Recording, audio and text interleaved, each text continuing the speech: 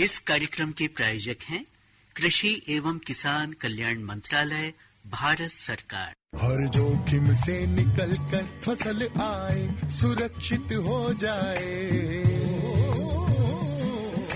फसल बीमा से हर किसान अब आत्मनिर्भर हो जाए। संकट के समय प्रधानमंत्री फसल बीमा योजना किसानों के लिए वरदान है। अब सूखा पड़े या बाढ़ आ जाए, कोई डर नहीं। अब ओले पड़े या कीट पतंगे फसल खा जाए, कोई फिक्र नहीं, क्योंकि हमने लिया है प्रधानमंत्री फसल बीमा। बुआई से फसल कटाई तक हर जोखिम का दावा, न्यूनतम प्रीमियम पर अधिकतम भुगतान का वादा। योजना से हर साल जुड़ रहे हैं 5 करोड़ से ज्यादा किसान। अब आपकी है बारी। नजदीकी कृषि कार्यालय, सहकारी समिति, बैंक शाखा, अधिकृत बीमा कंपनी या जन सेवा केंद्र में स्वेच्छा से करा सकते हैं पंजीकरण। फसल बीमा पोर्टल या फसल बीमा ऐप द्वारा भी कराया जा सकता है पंजीकरण। प्रधानमंत्री फसल बीमा योजना, आपकी फसलों का संपूर्ण सुरक्षा कवच। कृषि एवं किसान कल्याण मंत्रालय, भारत सरकार।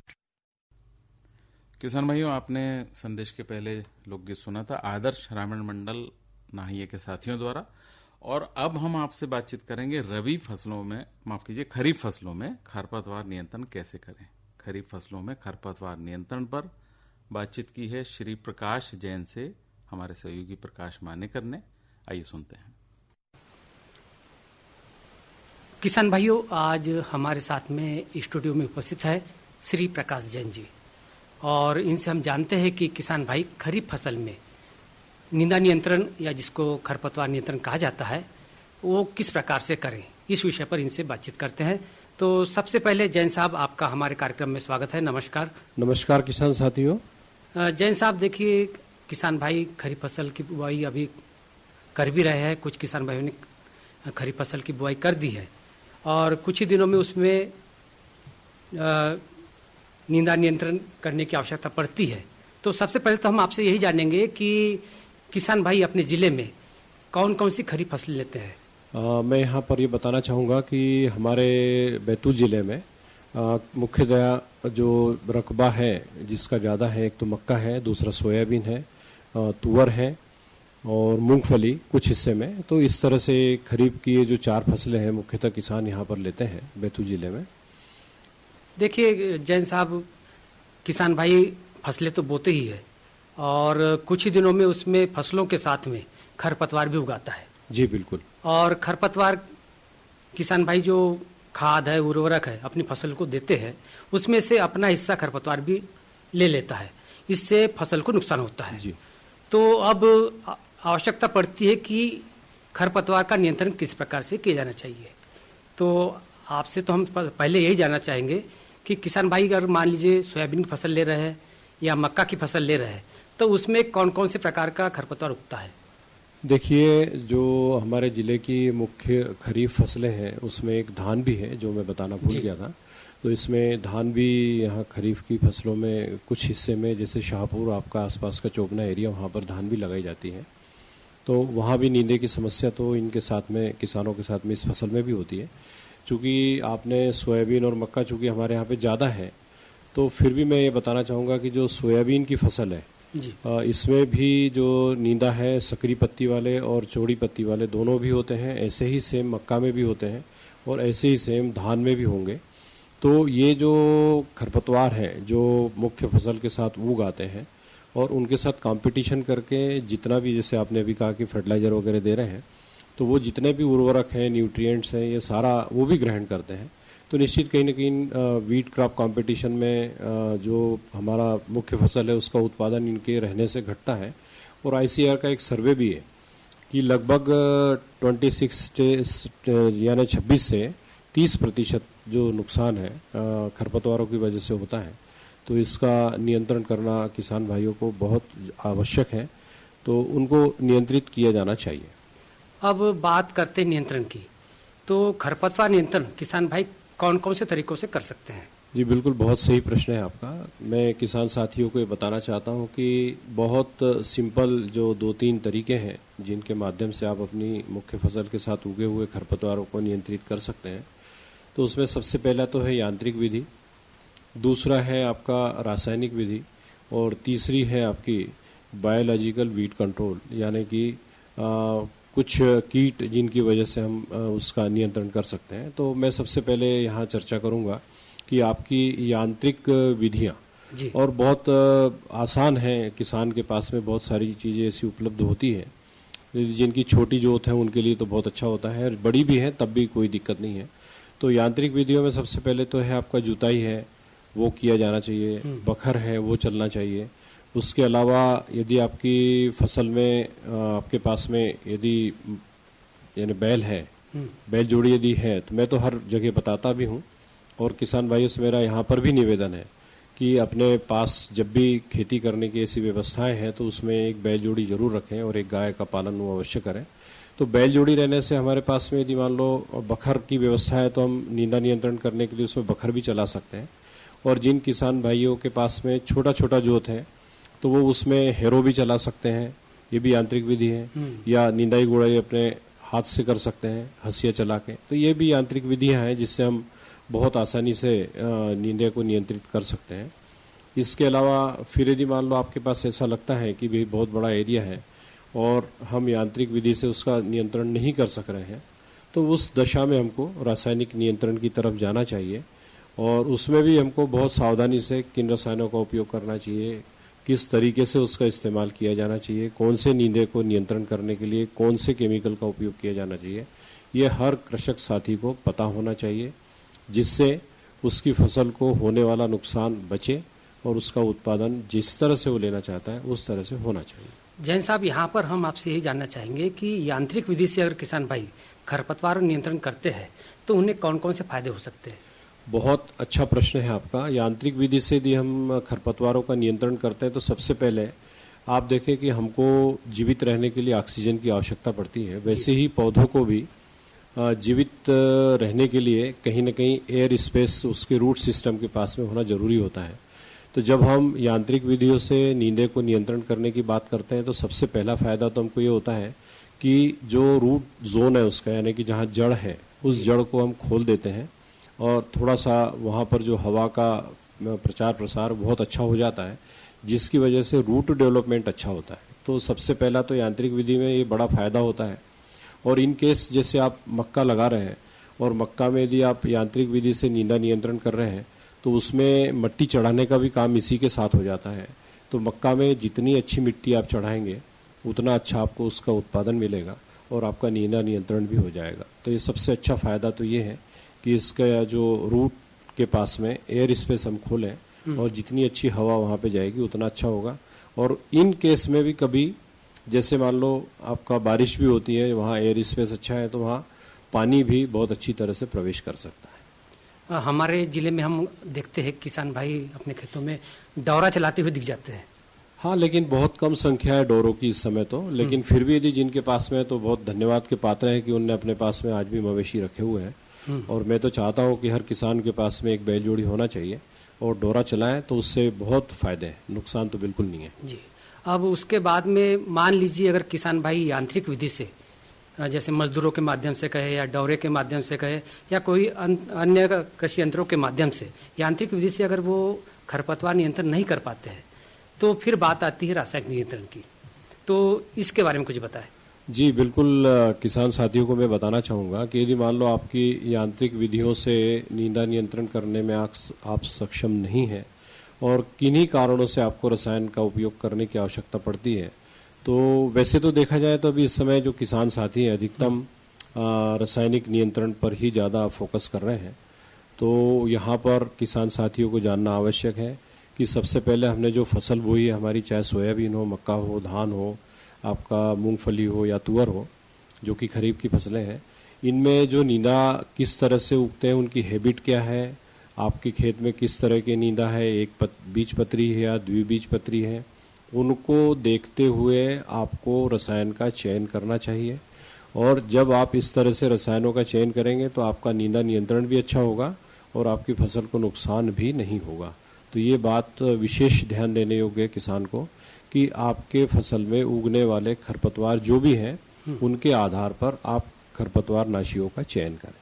मतलब आपके कहने का यही हुआ कि अलग अलग खरपतवारों के लिए अलग अलग प्रकार की दवाई आती है। जी बिल्कुल, यानी कि मोनोकार्टिलीडन, डायकार्टिलीडन, यानी जैसे इसके पहले मैंने कहा था एक बीजपत्री, द्विबीजपत्री, इनके लिए अलग अलग दवाएं आती हैं और उनका नियंत्रण बड़े अच्छे तरीके से रसायन के माध्यम से होता भी है, लेकिन फिर भी असावधानी की वजह से कई बार फसलों को नुकसान भी होता है। तो मेरा तो सुझाव किसान भाइयों को ये है कि जब भी वो चयन करें तो अपने यहाँ पर जिस तरह की फसल उन्हें लगाई हुई है उसके लिए जो सुझाया गया हुआ है अनुशंसित खरपतवार नाशी, उसी का उपयोग उनकी फसल में किया जाना चाहिए। देखिए, अक्सर किसान भाई ये सोचते हैं कि उन्होंने दवाई डाली, यानी कि अगर उनका सिर दर्द हो रहा है तो उन्होंने गोली खाई और सिर दर्द खत्म हो जाना चाहिए। ठीक इसी प्रकार से अगर उन्होंने अपने खेतों में दवाई डाली खरपतवार नाशक, तो वो चाहते कि 1-2 दिन में उनके खरपतवार नष्ट हो जाना चाहिए। जी, रसायन का जब भी आप उपयोग करते हो, यानी कि मैं बताना चाह रहा हूँ किसान साथियों को कि जब भी खरपतवार नाशियों का आप जब उपयोग कर रहे हैं तो उसमें सबसे पहले तो दिमाग में ये आपको व्यवस्थित कर लेना चाहिए कि कभी भी कोई भी केमिकल 100% नींदे का नियंत्रण नहीं करता है। तो उसमें कहीं ना कहीं यदि मान लो आपके खेत में 100 प्रकार के खरपतवार हैं तो उसमें ये मान के चलना कि जब भी नींदानाशक हम डालते हैं तो वो कहीं ना कहीं लगभग 90-95 नींदा जो आपके लगे हुए खेत में है, खरपतवार जो भी है, उनको नियंत्रण करने की वो क्षमता रखते हैं। लेकिन उनकी भी एक क्राइटेरिया है, उस क्राइटेरिया के बाहर वो भी काम नहीं करते हैं। तो उनके क्राइटेरिया के अंदर यदि आप उसका उपयोग करेंगे रसायन का तो निश्चित ही आपको उसमें सफलता मिलेगी और लगभग 90% तक के आपको उसका नियंत्रण मिलेगा। लेकिन फिर भी उसमें आप ये मान के चलना कि 5-10% आपके जो खरपतवार है वो वहाँ पर विद्यमान रहेंगे। लेकिन इन सब चीज़ों में ये होता है कि यदि मान लो हमारे फसल में, मुख्य फसल में 90% का वीट कंट्रोल यदि हो गया तो ये मान के चलना कि हमारी फसल की जो उत्पादकता है वो प्रभावित नहीं होगी और उसका उत्पादन हमको बहुत अच्छे से आपको वहाँ पर मिल जाएगा। जी, बहुत अच्छी बात आपने बताई है। अब आपसे हम जानना चाहेंगे कि किसान भाई अगर अपने खेतों में खरपतवार नाशी दवाइयों का इस्तेमाल करते हैं तो उन्हें कौन कौन सी सावधानी रखना चाहिए? देखिए, मैं सबसे पहले किसान साथियों को बताना चाहता हूँ कि जो सुझाया गया खरपतवार है, सबसे पहली सावधानी यही है कि जो सुझाया गया खरपतवार नाशी है जिस फसल के लिए, उस फसल पर ही उसका उपयोग करें, उसको किसी अन्य फसल पर उपयोग बिल्कुल भी ना करें।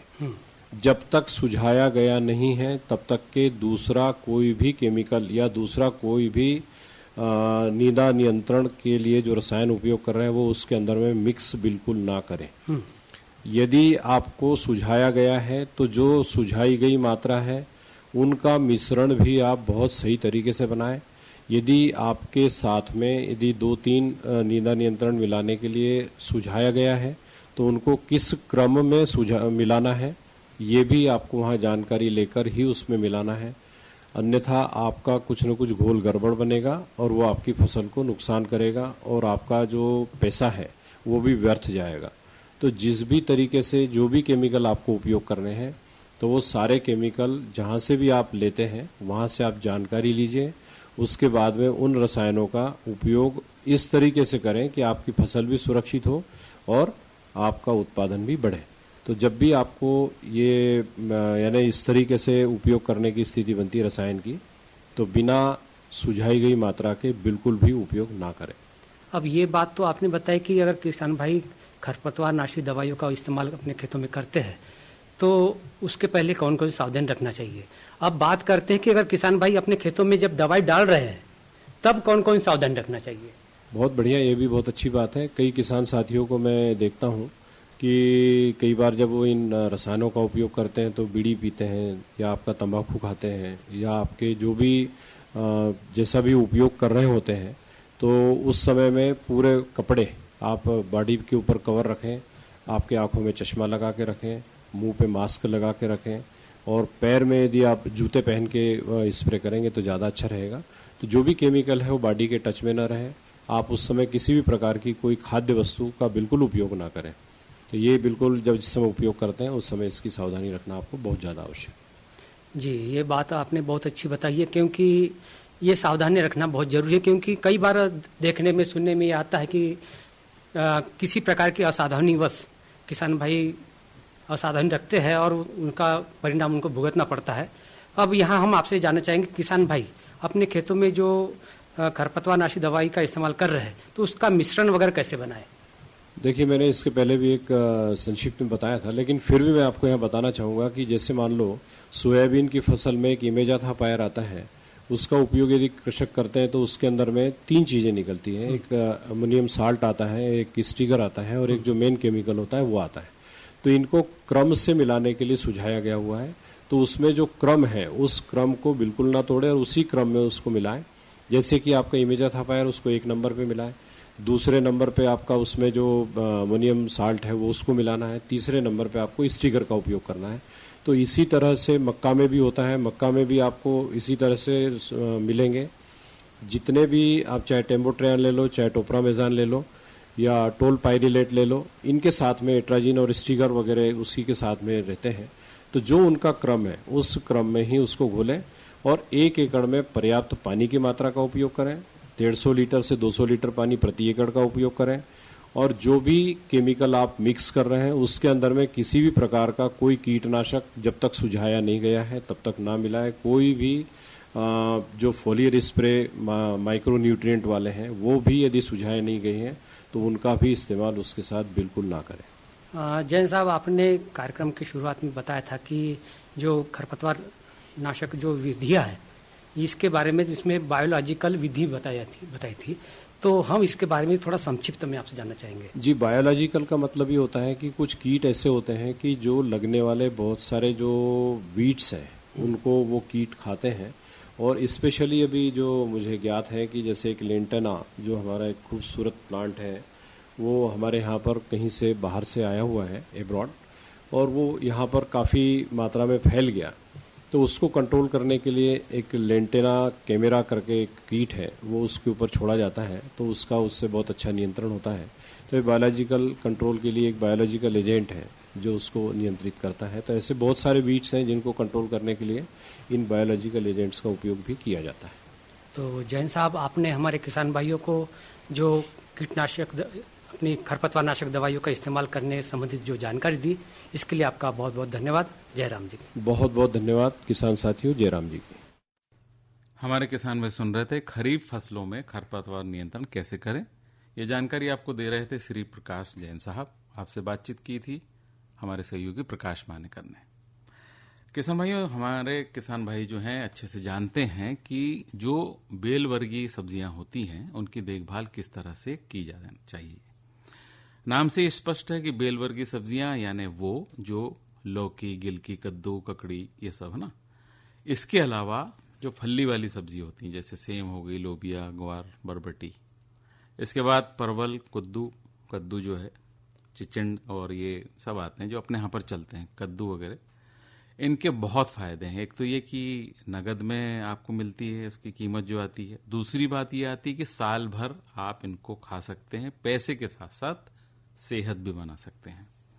थोड़ी सी बात आती है कि देखभाल कैसे करें, है ना, क्योंकि जब इतना लाभ हमको मिल रहा है इन सब्जियों से तो थोड़ा देखभाल भी करें। कैसे करें? चूंकि ये बेल वर्गीय सब्जियां हैं तो मचान सही तरीके से बनाएं ताकि हवा धूप जो है उसको बराबर मिलती रहे। बीजोपचार बराबर करना है आपको, क्योंकि यहीं से फसल मार खाना चालू करती है। इसके साथ साथ पानी और खाद की व्यवस्था भी बराबर रखना है और फसल चक्र अपनाना बहुत जरूरी है। बिना इसके कुछ भी संभव नहीं है। ये हमने बात करी किसान भाइयों बेल वर्गीय सब्जियों के बारे में, आप किस तरह से थोड़ी सी सावधानी रखकर काम कर सकते हैं। इसके बाद एक और बात हम आपसे करना चाह रहे हैं, वो ये कि स्वदेशी कृषि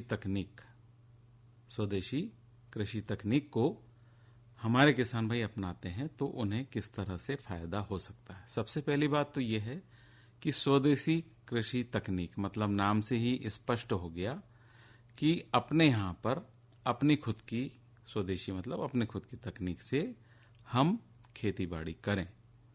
अब आज आप जानते हैं कि महंगी दवा हो गई, महंगी खाद हो गई, बीज है, ये सब महंगा हो गया तो जेब पर बोझ ही बोझ हो गया, है ना। तो इसे ऐसे समझिए कि हमें अपनी खेती के लिए कई चीजों की जरूरत रोज पड़ती है। अब हर चीज के लिए बाजार पर निर्भर रहें तो फिर दिक्कत बढ़ेगी ही बढ़ेगी, सही है। तो कहने का मतलब यह है कि ऐसी कुछ स्वदेशी कृषि तकनीक हैं जो आसानी से उपलब्ध हैं और इसके लिए आपको कहीं भटकने की कोई जरूरत नहीं है। अब आप सोच रहे होंगे कि कौन सी तकनीक की बात हो रही। बात यह है सबसे पहले कि हम अपने ही घर से शुरुआत करें, जीवामृत बनाएं। कैसे? बस 4 चीजें चाहिए आपको। 10 किलो गोबर ले लीजिए, 5 लीटर गौमूत्र, 5 किलो गुड़ और मुट्ठी भर अपने उस खेत की मिट्टी जहां पर आपको इसका प्रयोग करना है। मिट्टी तो चल जाएगी कहीं की भी हो। इतना सामान। अब आप पहले तो बताइए कि इसमें पैसा कितना लगा आपको।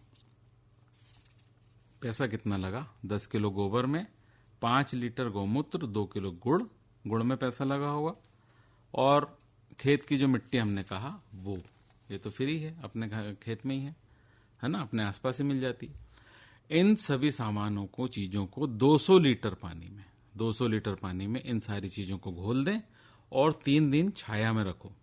जहां पर धूप नहीं आती ऐसी जगह पर रखो और लकड़ी से उसको चलाते रहो। ये आपका तैयार हो गया पावरफुल, शक्तिशाली जीवामृत। बहुत बढ़िया काम करता है। 1 एकड़ में बढ़िया प्रयोग करें।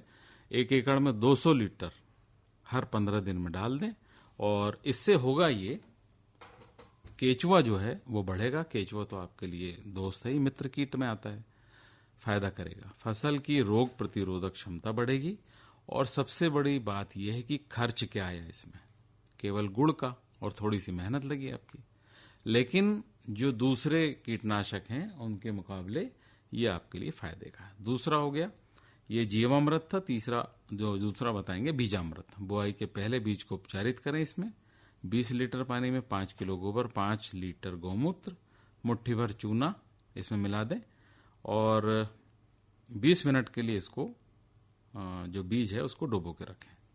बीज ऐसे उपचारित करना अच्छा रहता है। एक और नीम कीटनाशक होता है जिसके बारे में हमारे किसान भाई जानते हैं। 5 किलो नीम के पत्ते 10 लीटर गौमूत्र में और 2 लीटर जो है नीम की, 2 किलो नीम की खली में उसको सड़ा दें, छान लें और उसको फिर उपयोग में लाएं। ये संक्षेप में हमने बातचीत की आपसे, बहुत काम की बातचीत थी। आइए थोड़ा सा वक्त है, सुनते हैं ये प्यारा सा लोक भजन।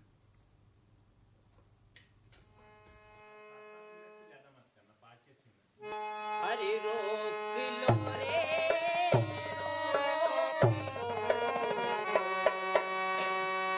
जंगल कटाई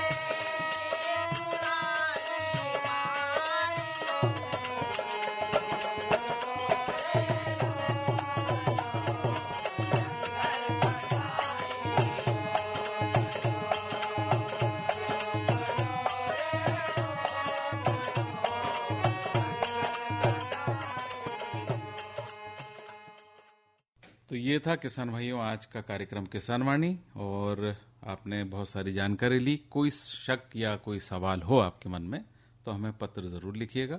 अब दीजिए अनुमति अपने दोस्त दिलीप सिकरवार को। जय राम जी की, जय जवान जय किसान। अरे अरे अरे क्या कर रहा है? इधर इधर इधर हम बोल रहे हैं तेरे बीजू का। पुतला बोल रहा है? पक्षियों से तो हम खेत को बचा लेते हैं, पर इन घातक रसायनों से कैसे बचाएं? मतलब? देख बेटा, तू जो ये अंधाधुंध रसायन मिलाता है ना, मिट्टी की सेहत बिगड़ने लगी है। और जब माटी ही कमजोर पड़ जाएगी तो उपज कैसे सेहतमंद होगी? अरे पहले ऐसा नहीं था। पूछना अपने बड़े बुजुर्गों से, कैसे फसल लहलहाती थी, शुद्धता झलकती थी। हाँ, माटी भी तंदुरुस्त और लोग भी। अरे पहली वाली बात कहाँ? पर अब तो सब यही डाले हैं। सब नहीं, आज भी लाखों जागरूक किसान परंपरागत विधि से फसल उगा रहे हैं। खर्चा कम और उपज की कीमत भी बेहतर पा रहे हैं। सच है? रे बेटे एक्सपीरियंस से बता रहे हैं, धूप में बाल सफेद नहीं किए हैं। हाँ। ठीक है भाई, मैं भी आज से जैविक खेती शुरू करूंगा। माटी से प्रेम की परंपरा है, परंपरागत खेती। इस कार्यक्रम के प्रायोजक थे कृषि एवं किसान कल्याण मंत्रालय, भारत सरकार।